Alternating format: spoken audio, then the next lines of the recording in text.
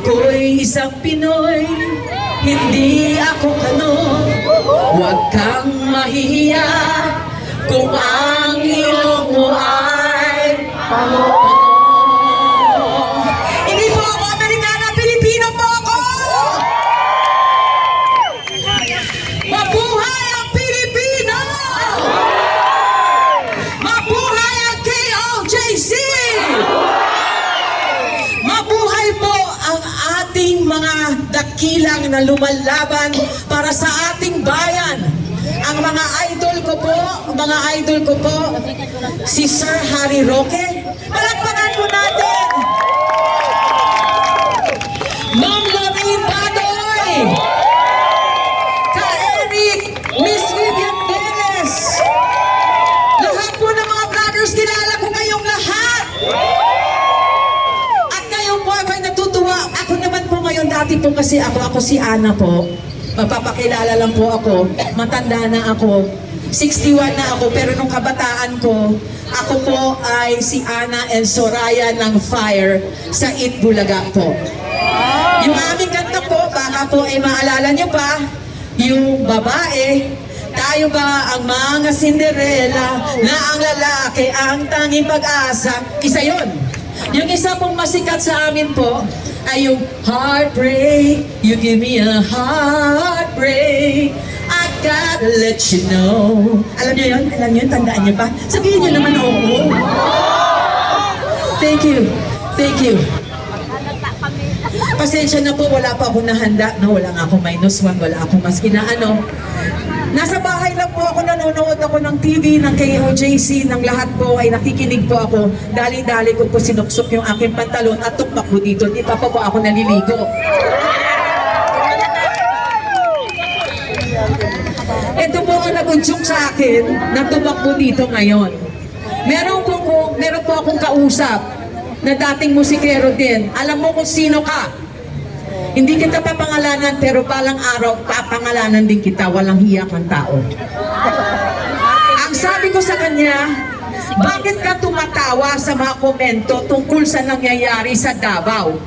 Sabi ko, madami nang namamatay doon. Sabi niya, mabuti pa mamatay na sila at tuwang-tuwa ako kung mamatay sila. Anong klaseng Pilipino yun?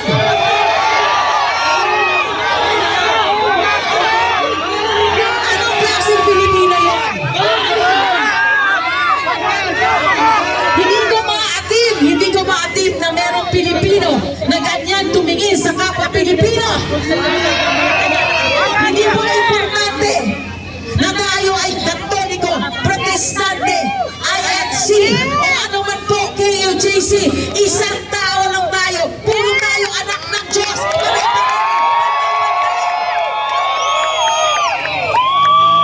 Pantay-pantay po tayong lahat. Pantay-pantay. Meron lang po ako isang kwento sa inyo, kung mamarapatin nyo, sandali lang po. Pumunta po ako ng Siargao nung kasagsagan po nung Odette ba yun, di ba? Merong isang matanda na tumulong sa akin. Nung pumunta siya sa Manila, siya po ay indigente. Wala po siyang kapera-pera. Tinawagan ako alas 12 ng gabi. 9 o'clock pa lang ng umaga, nandun na siya sa ospital. Walang nag-aasikaso, kawawa yung matanda, 76 years old. Tumakbo po ako doon sa ospital. Hinahanap ko siya, sabi sa akin ng attending nurse, hanapin mo doon sa loob. Saan ko hahanapin yan? Dami-daming tao. Nagalit ako. Ginamit ko yung pagkablandina ko. Di ba? O tapos sabi ko, kayo maghanap. Di ba? Hinanap nila. Nung nahanap ko, ilalabas ko na po, indigente. 5,000 pesos ang hinihingi. Sabi ko, sige na, kausap ko yung mga kaibigan ko. Mag-ambag na lang tayo na mailabas natin siya. Pagdating ko sa cashier, ang sabi ng cashier sa akin, ma'am, eto na yung bill mo, 5,000. Tinignan ko yung bill, walang itemized. Basta bayaran mo yung 5,000. Sabi ko, ba't ganito, nanakawin nyo yung 5,000 nung matanda? Di ba? So sabi ko, akala ko pa bagong Pilipinas. Eh, parehas pa rin ah. Mas malala. Nung panahon ni Tatay Digong, walang ganyan. Walang ganyan.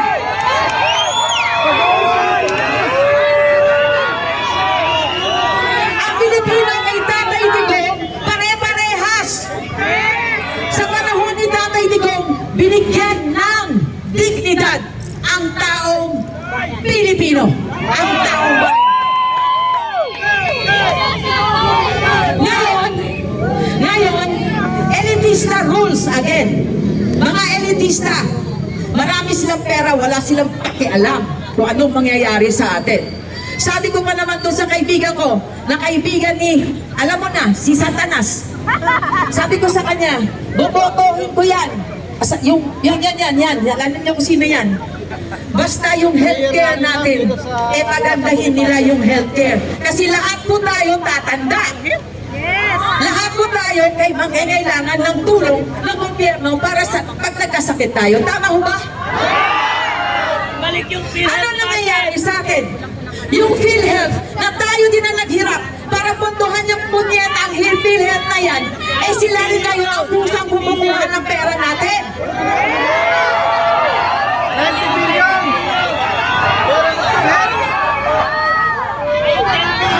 Okay. Tamang-tama kasi baka atakihin na ako sa galit. Kailangan ko na talaga ng PhilHealth, no? PhilHealth budget! Ang kaso, di ba? Itong PhilHealth na ito, di ba? Meron tayong mga kamag-anak sa ibang bansa, di ba? Meron? Pag nagkasakit sila, daig pa ang Makati Med, kagandagan ng ospital. Tayo dito kawawa, maglilimos pa tayo kung kani-kanino para mabayaran yung bill. Pag nakita yung bill, namatay na tayo, di ba? Ako 61 na. Ayokong tumanda sa bansa na to na hindi inaayos itong bansa na to. Ayusin itong bansa na to, kaya kailangan tagalin ng mga gagong yan.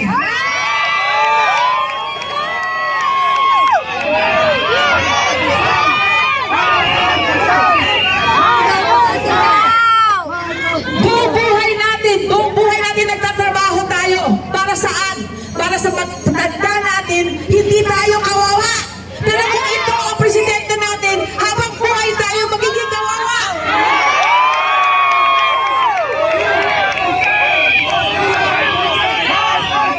Pahingan na PhilHealth.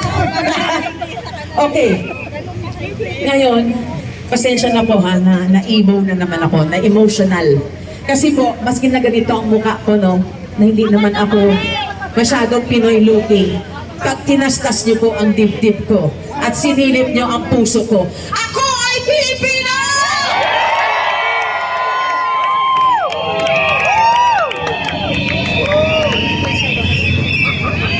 Si Bongbong ka na! Okay, pwede niyo ba akong samahan kasi baka hanggang bukas pa tayo matapos kasi ang daldal ko eh. Mga KOJC, nakikiramay po ako.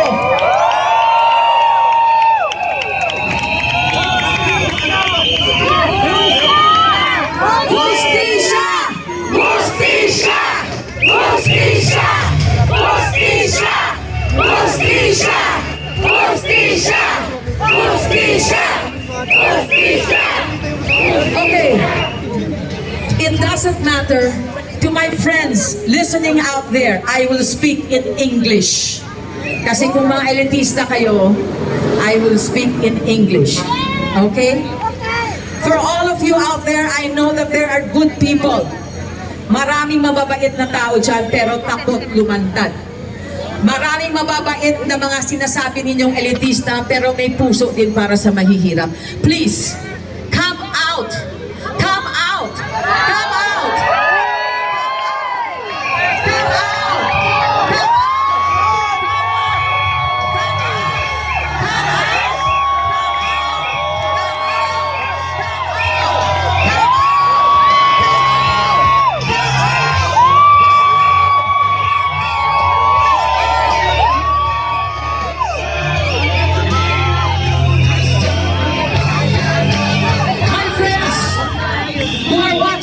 Home.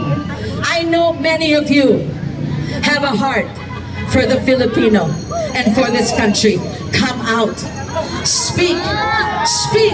Hindi tayo pinalaki sa mga exclusive schools. Ateneo, sa Scholasticas, hindi tayo pinalaki doon para tayo manahimik. Dahil pag tayo ay tumahimik, ang ibig sabihin nun, kinakampihan natin ang mga demonyo.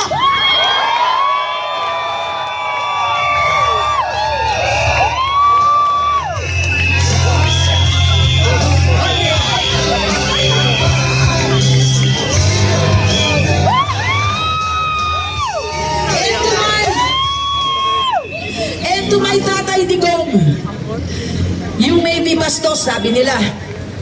Foul mouth. Pero ikaw lang ang nagmahal ng Pilipino.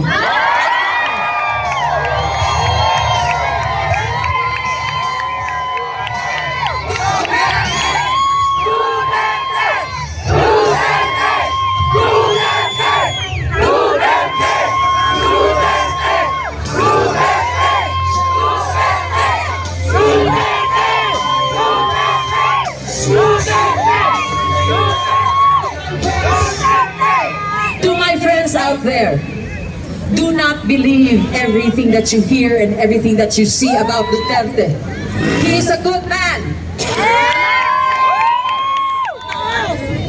He loves the Filipinos. That is what is most important. Come out and fight for the Filipinos.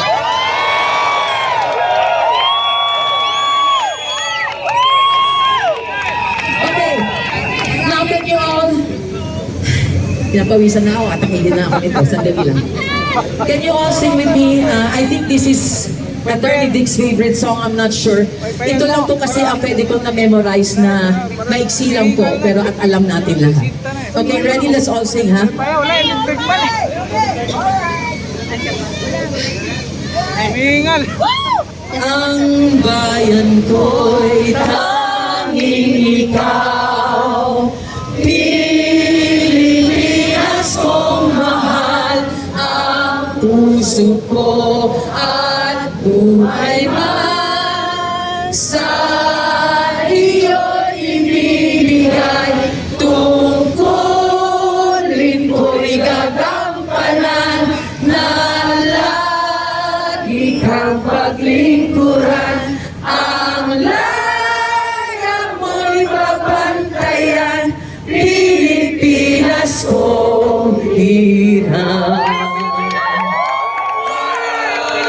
Bayan ko'y tanging ikaw, Pilipinas kong mahal, ang buhay ko at buhay man sa iyo ibibigay, tungkulin